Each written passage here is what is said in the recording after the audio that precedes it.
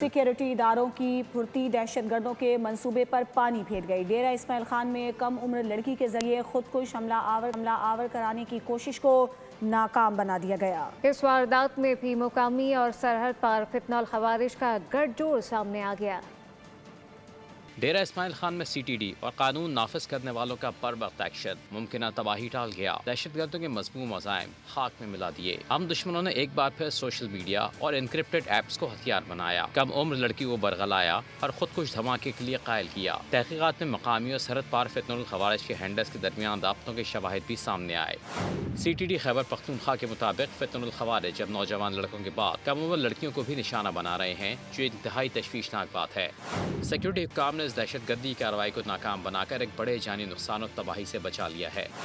मकामी अमायदीन का कहना है कि इस तरह के अनासर नौजवान नस्ल को गुमराह करके माशरती इस्तेहकाम को नुकसान पहुँचा रहे हैं। ताहम इनकी बरवक्त कार्रवाई से सूरत हाल कंट्रोल में आ गई। ये वाक़या एक बार फिर इस बात की गमाज़ी करता है कि हमें अपने नौजवानों की हिफाजत के लिए हर मुमकिन कदम उठाने की ज़रूरत है।